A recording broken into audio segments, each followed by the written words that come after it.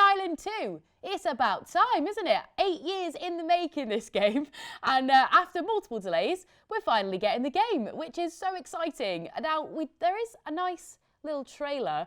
We can't actually show it to you, though, because, of course, as you know from Dead Island, it's a little bit gory, a little bit graphic. But I had a little watch of the trailer and had a little delve into it. And do you know what? It's really fun. I'd recommend you go and watch it because it's mixing live action and gameplay footage as well, which I think is a really nice touch. Now, what they announced throughout the trailer was some of the new features that you can get within the game, which are quite innovative and really fun. So one of them, we have a look at Dead Island 2's previously announced Alexa voice control, which means that not only can you use your weapons to defend yourself, you can also shout at your telly. I mean, do you know when you're playing these games, sometimes they are frustrating, you do get a little bit of rage. It's going to help you out. So the more rage, the better. The more likely you're going to get yourself getting those zombies away from you, which I think is great. Now, there's going to be some nice little bundles you can get with this game as well. For a good old £85, you can get the Hella Edition, where you get the base game, you get an expansion pass, a steel bookcase, Venice beach map, pins and a patch, Slayer tarot cards, and 2 additional bits of DLC. So you get a nice big package in 85 quid, which I think actually is not a bad price considering the game's probably going to come to around about 60, 70 quid anyway. So see how you get on. But I'm actually now joined with James Wright, one of our writers here at Jinx. We're going to have a little delve into this. How are you, James? You good? All good. How are you? Good. Not too bad, thank you. Not too bad. So have you checked out this trailer? Have you seen some of the gory details that go through the new Dead Island 2 trailer? Yeah, I watched the kind of showcase they had last night. I thought it was good. It was a bit unnecessary with all the kind of live action stuff, but I guess it kind of gives the tone of what they're going for in terms of the game. Yeah.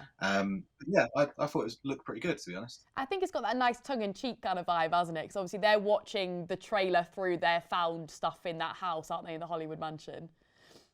Yeah, I think, especially compared to like my memories of the first Dead Island, where it felt quite serious and quite like I remember the trailer where everything's going backwards and the people falling through and that was kind of piano music from what I remember. Yeah. And it, like I said, it was very serious, and I guess the tone for Dead Island 2 feels quite kind of casual or quite enjoyable in sort of a weird way.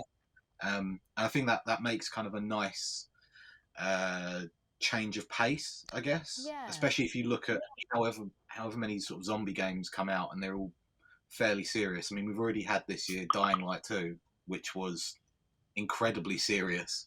Yeah. So I guess it's a nice change to have something that's kind of just a bit more tongue-in-cheek.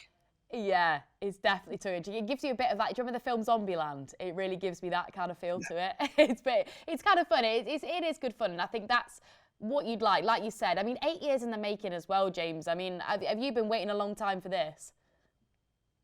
I think lots of fans of the first game have been waiting for it, rightfully so, because the first game had its flaws, but then of course, it had quite a big fan base, and it is quite a long time to wait for a sequel to what is kind of just like a hack and slash zombie game.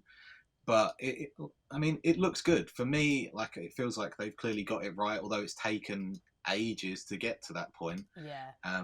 They've clearly put in the work and made it into a state which looks like it'll actually be quite fun to play. Yeah. I mean, do you think fans are going to be happy with this new gameplay? As you said, obviously, of course, with the first one, you said it's obviously a bit more serious. So do you think fans are going to enjoy this more tongue-in-cheek feel, or do you think it's going to have a mixed response? Yeah, I think it'll go down well. I mean, you always get people basically saying like, oh, we could try and have, like, I don't know, let's have another Dead Rising or something like that. Yeah. And we never get it from Capcom. So I guess this is the kind of Christmas Dead Rising kind of game that we would kind of hope for or expect. Yeah. And like I said, if in a year where we've also had Dying Light 2, which was incredibly serious, and I don't think many people are really talking about that game anymore. No, that only came out February, something earlier this year. Yeah. So I guess, yeah, I imagine fans would probably be quite taken to this kind of new direction, this kind of less serious, more enjoyable, more kind of silly vibe. Yeah, I mean, what are you hoping to see from it, James, in general? Obviously, it is going to be more fun, a bit more like, but what are you hoping to see from the game? I mean, just that tone kind of carries through, I Yeah, guess. yeah, Um, like I'd feel annoyed if when I picked up the game, it suddenly shifts to this very serious main storyline. yeah, I'd quite like it if it kind of kept to this like irrationally silly vibe all the way through. And if that's kind of played out in all the characters we get to meet in the game as well, in the same way that you kind of look at how I mean, GTA Online is slightly different in that it's kind of parody of kind of real life, but then you yeah, compare that with Saints Row, and Saints Row is just completely ridiculous. Kind of hope Dead Island can be that same thing, that it is just the completely ridiculous version of a zombie universe compared to Dying Light, which is ultra serious. yeah. And yeah, so for me, that would be the main thing.